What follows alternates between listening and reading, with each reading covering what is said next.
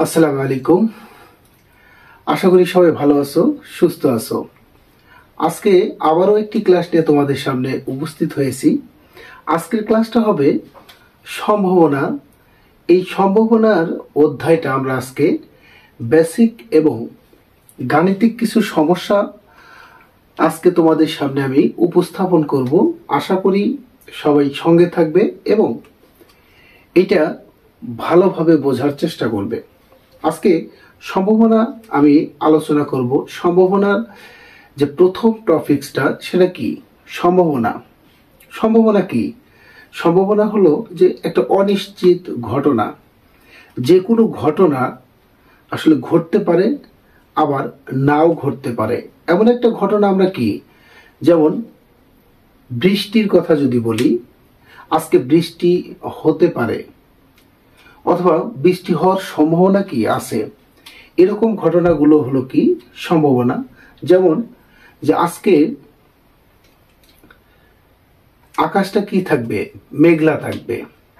এখানে মেঘলা থাকার সম্ভাবনা আমরা কিন্তু নিশ্চিতভাবে আসলে বলতে পারি না যে আকাশ মেঘলা থাকবে নাকি মেঘলা থাকবে না। এখন যদি বলি, একটা কয়েন যদি আমি একটু নেই, যে এখানে কি আছে? হেড এবং টেল। হেড এবং কি আছে? টেল আছে। কারণ এখানে দৈব পরীক্ষা, মানে যে কোনো একটা মান তোমার কি উঠতে পারে, সেটা হলো কি হেড অথবা কি টেল। একটা ছক্কাকে যদি আমি চিন্তা করি, একটা ছক্কাকে যদি চিন্তা করা হয়, সেই ছক্কাটাও কি আসলে যে এক ওঠার সম্ভাবনা অথবা জোড় সংখ্যা ওঠার সম্ভাবনা অথবা কি বিজোড় সংখ্যা ওঠার সম্ভাবনা অথবা মৌলিক সংখ্যা ওঠার সম্ভাবনা। এখানে ছক্কাটাকে যদি আমি মেনশন করি, সেটা হলো কি যে কোনো জিনিস উঠতে পারে, যে কোনো সংখ্যা তুমি কি তোমার কি উঠতে পারে। যে তিনের বেশি ওঠার সম্ভাবনা, তিনের কম ওঠার সম্ভাবনা অথবা ছয় ওঠার সম্ভাবনা। যে কোনো ঘটনাই আসলে কি ঘটতে পারে। এখানে আসলে নিশ্চিত কোনো আসলে ঘটনা নাই। যে কোনো ঘটনা ঘটতে পারে, আবার যে কোনো ঘটনা নাও ঘটতে পারে। এটা হলো কি সম্ভাবনা। সম্ভাবনা হওয়ার আমরা জানি সর্বোচ্চ যে মানটা দেওয়া আছে, সর্বোচ্চ মানটা হলো কি 1 এবং সর্বনিম্ন মান কত দেওয়া আছে? 0। কারণ হলো যে ঘটনাগুলো আসলে একেবারেই ঘটার সম্ভাবনাই নাই, সেটা হলো কি 0। আর যে কোনো ঘটনা ঘটতে পারে, সেটা কি 0 হতে পারে, আবার 1ও হতে পারে। কারণ হলো কি যে আমি যে কোনো জিনিসটা দিয়ে যদি চিন্তা করি, যে মাত্র একটা উদাহরণ দিলাম, সেটা কি যে বৃষ্টি হতে পারে আবার নাও হতে পারে। সেখানে বৃষ্টি হওয়ার সম্ভাবনা 50-50 এবং কি না হওয়ার সম্ভাবনাও কি 50-50। এখানে সম্ভাবনা হওয়ার যে মূল সূত্রটাকে আমি কি বলতে পারি, যে কোনো ঘটনা ঘটার সম্ভাবনা, যে এই সম্ভাবনার যদি আমি সূত্রটা যদি নেই, যে অনুকূল ফলাফল, উক্ত ঘটনার অনুকূল ফলাফল, ঘটনার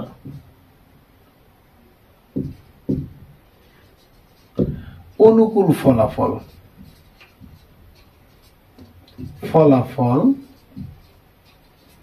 এবং কি দেওয়া আছে যে সমগ্র সম্ভাব্য ফলাফল, সমগ্র সম্ভাব্য ফলাফল। কেন বলতে পারি?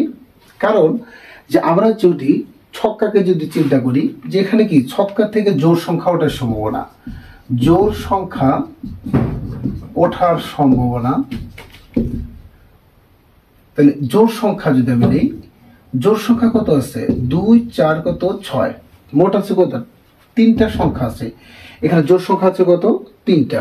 এখন জোড় সংখ্যা হওয়ার সম্ভাবনা কত? তাহলে আমরা মোট যে সমগ্র ফলাফলটা আমাদের কি করা লাগবে? যোগ করা লাগবে। সেখানে কয়টা সংখ্যা আছে? 6টা সংখ্যা আছে। তাহলে কি বলে জোড় সংখ্যা ওঠার সম্ভাবনা কত? তাহলে জোড় সংখ্যা আছে, জোড় সংখ্যা ওঠার সম্ভাবনা কি আছে? একটা ছক্কাতে কি 6টা সংখ্যা আছে, সেই সংখ্যাগুলো যদি আমি চিন্তা করি, সেক্ষেত্রে 3 ভাগ কত 6 যদি নেই, তাহলে কত আসে? হাফ। জোড় সংখ্যা ওঠার সম্ভাবনা কত? হাফ, মানে অর্ধাবধি হতে পারে, হয় বিজোড় সংখ্যা উঠবে, না হলে কি জোড় সংখ্যা উঠবে। কেন? কারণ এইখানে দেখো একটু, যে একটা ছক্কাতে কি কি থাকে? 1 2 3 4 5 6 সংখ্যা আছে কয়টা? 6টা সংখ্যা আছে। এখানে জোড় সংখ্যা আছে কয়টা? 1 2 3।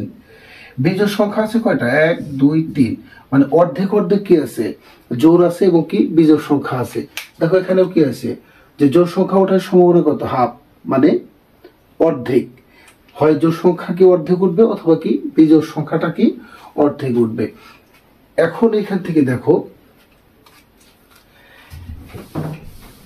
এখন যদি বলি যে এই যে আমরা সম্ভাবনার যোগ এবং কি গুণ করি, কেন গুণন করি এবং কি কেন যোগ করি, এই যোগ এবং গুণনের ক্ষেত্রে যদি আমি চাই, এখান থেকে দেখো আমরা প্রথমে আগে বর্জনশীল এবং কি অবর্জনশীল ঘটনাকে আমি কি চিন্তা করব। এখানে যদি বর্জনশীল নেই, বর্জনশীল ঘটনা, অবর্জনশীল, এখানে দুটো জিনিস নিছি। একটা হলো কি বর্জনশীল ঘটনা, আর একটা হলো কি অবর্জনশীল ঘটনা। বর্জনশীল ঘটনাটা কি? বর্জনশীল ঘটনা একটা কি নিলাম? কয়েন নিলাম। এখানে কি নেওয়া হয়েছে? একটা কয়েন, এবং এখানে নেওয়া হয়েছে কি একটা ছক্কা। কয়েন এবং কি ছক্কা। এখানে যদি আমি চিন্তা করি, এটা কি হেড, এই কয়েন থেকে হেড উঠলো, এখান থেকে কি জোড় সংখ্যা, জোড় সংখ্যা উঠলো। তাহলে এখানে খেয়াল করো যে জোড় সংখ্যা এবং কি, জোড় সংখ্যা এবং কি আছে? হেড আছে। এই ক্ষেত্রে আসলে কি কারোর সাথে কারো কি মিল নাই, কারোর সাথে কারো মিল নাই, কারণ এখানে ওর সাথে কি কোনোভাবেই কি সম্পর্কযুক্ত নয়। এই কারণে এরা কি ইন্টারসেক্ট হতে পারে না, বা ইন্টারসেকশন হতে পারে না। কারণ হলো যে ইন্টারসেকশনটা কি, যে যদি এদের মধ্যে কোনো রকম মিল থাকে, তাহলে সেক্ষেত্রে কি ইন্টারসেকশন, অথবা কি সেটা কি অবর্জনশীল হবে। কিন্তু এক্ষেত্রে কোনোটার সাথে কোনোটা কি মিল নাই, অতএব এটা কি অবশ্যই বর্জনশীল। এখন এখান থেকে যদি আমি নেই অবর্জনশীল, অবর্জনশীল, আমি এখান থেকে একটা ছক্কা নেব। একটা ছক্কার ক্ষেত্রে কি থাকে? 1 2 3 4 5 6। একটা ছক্কায় থাকে কত? এইগুলা। এখন এই ছক্কার থেকে দেখো তো, খেয়াল করো, এই ছক্কাতে তোমার যদি আমি ছক্কাতে জোড় সংখ্যা ওঠার সম্ভাবনা, জোড় সংখ্যা ওঠার সম্ভাবনা যদি থাকে 2 4 6, এখানে জোড় সংখ্যা আছে কত? 2 4 6। এখন এই ছক্কাতে যদি বলি 3-এর অধিক অথবা 2-এর অধিক সংখ্যা ওঠার সম্ভাবনা কি কি আছে? এখন 2-এর অধিক সংখ্যার সম্ভাবনা কি কি আছে? দেখো 2-এর অধিক বলতে কি বুঝি? 3 4 5 6। কটা আছে? 4টা সংখ্যা আছে। এই ক্ষেত্রে দেখো মিলছে 3, এখানে 4 আছে এবং কি আছে? 6 আছে। 4 এবং কত? 6।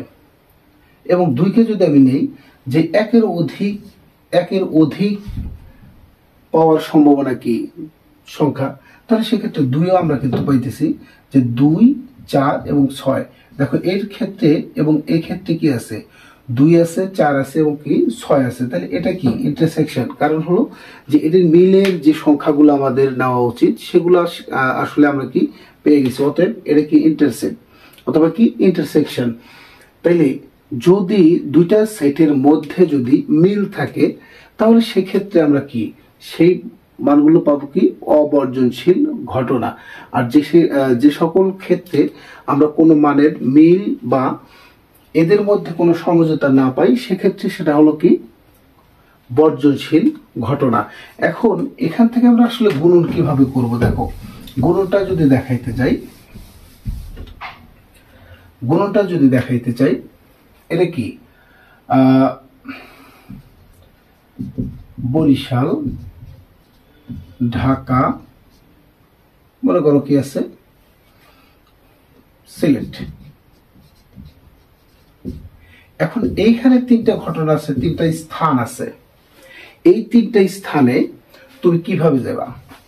1 দিলাম 2, এখানে 1 2, আরো যদি ঘটনা আমি কি দিতে চাই দিলাম। এখান থেকে যদি এখানে যায়, বরিশাল থেকে ঢাকা যদি যায়, এটা কি যদি নৌকা পথে যায়, নৌকা, এটা যদি দেওয়া হয় নৌকা, এটা কি মনে করো যে প্লেন, নৌকা এবং কি প্লেন, এই দুইটা ক্ষেত্র যদি আমি চিন্তা করি, এখানেও ঠিক তাই যে নৌকা প্লেন অথবা আরো কি অন্য কোনো কিছু কোনো মাধ্যমে গেল। এখান থেকে খেয়াল করো যে এই যে দুইটা ঘটনা হলো কি নৌকা পথেও কি ঢাকাতে যাইতেছে এবং প্লেনেও কি করতেছে সে ঢাকাতে যাইতেছে। এরপরে এক্ষেত্রে দেখো ঢাকার থেকে কি হলো সিলেট, ঢাকার থেকে আবারও সিলেট, সিলেট থেকে আবারও কি ঢাকা। এখানে দেখো যে এই যে দুইটা ঘটনা ঘটছে, এই ঘটনাগুলো ঘটছে কি ঢাকা পথে যাওয়ার জন্য। এবার ঢাকার থেকে কি সিলেটে যাওয়ার জন্য কি আরো 4টা ঘটনা কি করলো ঘটলো। তাইলে এই যে যাওয়ার পথে এটা কি এর সাথে কি সম্পৃক্ত, এরা কি করতেছে ঢাকার থেকে বরিশাল থেকে ঢাকায় যেতেছে, ঢাকার থেকে কি সিলেটে যেতেছে। তাহলে সেক্ষেত্রে দেখো এটা ঘটনা কয় ধরনের ঘটনা আছে 2, যেহেতু এর সাথে সম্পৃক্ত আছে এখানে ঘটনা ঘটছে কত 4, তাহলে 2 গুণ 4 কত 8, 2 গুণ 4 কত 8। এখানে যদি আমি আর একবার যদি একটু দেখাই ঢাকা, এরপর আছে কি সিলেট। তাহলে এক্ষেত্রে দেখো খেয়াল করো এটা শুধু কি নৌপথে, নৌপথ নৌকা, এখান থেকে যদি আমি দিই 2, কি আছে নৌকা এবং কি আছে বাস, নৌকা অথবা কি বাস। এখানে পথটা কি শুধুমাত্র নৌকা করে কি করতেছে বরিশাল থেকে ঢাকায় যেতেছে, আবার এই ঢাকার থেকে সিলেটে সে নৌকা এবং কি বাসে 2 ভাবে যেতেছে। তাহলে এর সাথে সম্পর্ক কি আছে 1 এবং এখানে কত আছে 2, তাহলে সেক্ষেত্রে কি 1 গুণ কত 2 সমান কত 2।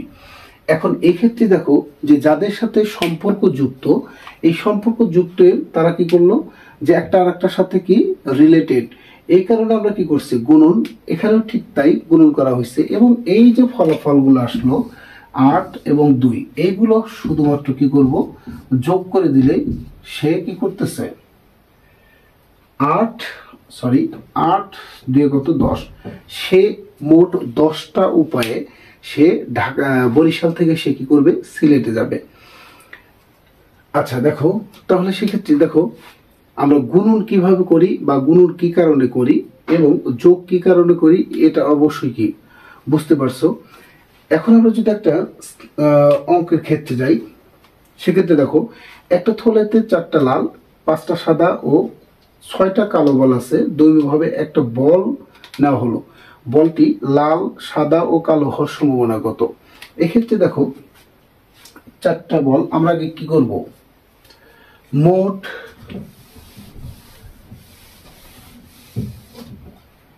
ফলাফলটা আগে লিখবো।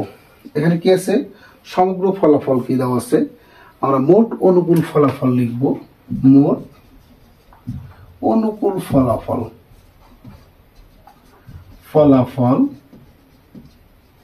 কি আছে, মোট অনুকূল ফলাফল আছে লাল সাদা কালো। লাল আছে কত 4, সাদা আছে কত 5 এবং কত কালো আছে কত 6। মোট অনুকূল ফলাফল আসতেছে কত 15। এখন বলা হয়েছে লাল সাদা কালো এর সম্ভাবনা, যে লাল বল হওয়ার সম্ভাবনা অথবা সাদা বল হওয়ার সম্ভাবনা অথবা কি কালো বল হওয়ার সম্ভাবনা। তাহলে মোট সম্ভাবনা যদি আমি বের করতে চাই, কি বলছে যে সূত্রতে যে সমগ্র অনুকূল ফলাফল এবং কি ঘটনার অনুকূল ফলাফল হলো কত, যে এখানে সাদা অথবা কি লাল বল হওয়ার সম্ভাবনা, যে সাদা বল হওয়ার সম্ভাবনা কত আছে 4। তাহলে সাদা বল হওয়ার সম্ভাবনা এখানে যদি দেই সাদা বল পাওয়ার সম্ভাবনা কত আছে 4 ভাগ হলো কত মোট বা সমগ্র অনুকূল ফলাফল। আশা করি বিষয়গুলো একটু মনোযোগ সহকারে দেখেছো এবং বুঝতেও পারছো। অতএব সবাই ভিডিওটা মনোযোগ সহকারে দেখবা এবং কি শেয়ার দিয়ে অন্যকে দেখার সুযোগ করে দিবে।